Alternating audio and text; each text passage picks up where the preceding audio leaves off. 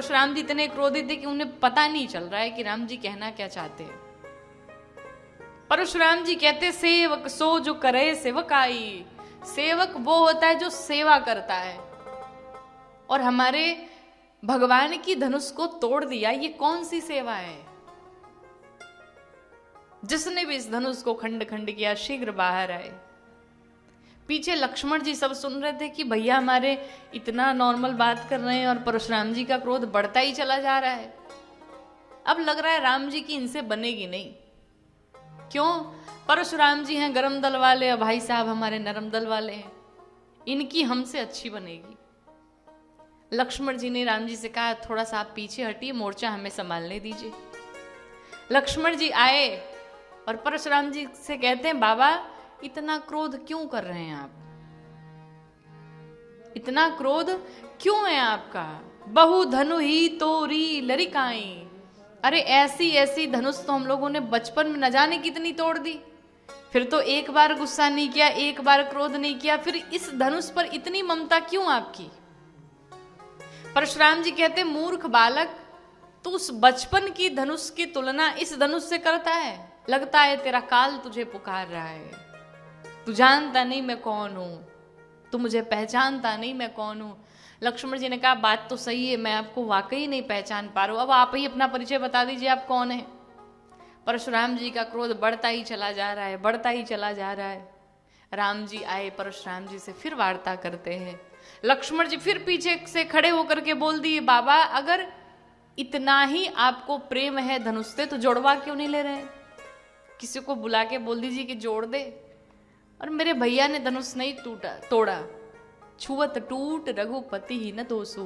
जैसे उन्होंने स्पर्श किया धनुष टूट गई, और बहुत पुरानी हो चुकी थी तो टूटना ही था वो, तो इन्होंने तोड़ा थोड़ी।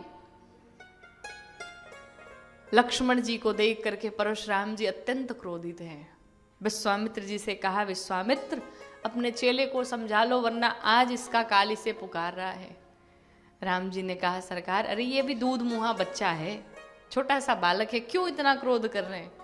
परशुराम जी ने कहा, ये दूध मुहा नहीं है महाराज, ये 20 मुहा है, इसे तो हम पहचान चुके हैं। बड़ी वार्ता हुई। अंत में राम जी आकर के परशुराम जी से बड़ी विनम्रता से समझाते हैं, कहते, प्रभु अगर आप क्रोध करना चाहते हैं, जितना बड़ा आपका क्रोध है उतना बड़ा मेरा अपराध नहीं है, लेकिन फिर भी अगर आप हमसे युद्ध करना चाहते हैं तो हमारे रघुकुल की परंपरा है कि हम कभी पीछे नहीं हटते। लेकिन एक बात निवेदन करूं युद्ध से पहले, कि मैं आपसे हर प्रकार से छोटा हूं, हर प्रकार से मैं हार जाऊंगा आपसे। परशुराम जी ने पूछा, वो कैसे? राम जी कितनी विनम्रता से समझाते हैं। राम जी कहते, प्रभु अगर नाम देखा जाए तो नाम में भी आप हमसे बड़े हैं। मेरा 2 अक्षर का नाम है राम, और आपका नाम है परशुराम। नाम छोड़िए, अगर कुल की चर्चा करें तो मैं हूं क्षत्रिय और आप हैं ब्राह्मण। क्षत्रिय तो सदैव ब्राह्मणों की पूजा करना जानते हैं, न कि उन पर वार करना जानते हैं। प्रभु मैं कुल में भी आपसे छोटा हूं, ब्राह्मण तो सर्वश्रेष्ठ होता है। प्रभु मेरे भीतर सिर्फ एक गुण है, और वो क्या है कि मैं धनुष बाण चला लेता हूं, पर ब्राह्मणों के भीतर तो 9 के 9 गुण विद्यमान है। मैं आपसे गुण में भी छोटा हूं।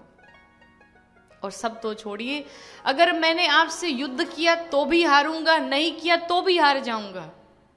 वो कैसे? परशुराम जी से राम जी कहते हैं कि अगर युद्ध किया और युद्ध में आपको परास्त कर दिया, और एक क्षत्रिय के द्वारा अगर एक ब्राह्मण की हत्या हो गई तो मुझे ब्रह्म हत्या का पाप लग जाएगा, मुझे नरक में भी स्थान नहीं मिलेगा। हम ब्राह्मण की पूजा करना जानते, ब्राह्मण पर वार नहीं करना जानते। और अगर कहीं मैं युद्ध भूमि से पीछे हटके गया तो मेरी रघुकुल की जो कीर्ति है वो कलंकित होगी। अब आप बताओ, परशुराम जी सोचे कि इतनी विनम्रता, इतना प्यार से कोई समझा सकता है? मेरे इतना क्रोध के पश्चात भी ये कोई साधारण व्यक्ति नहीं है।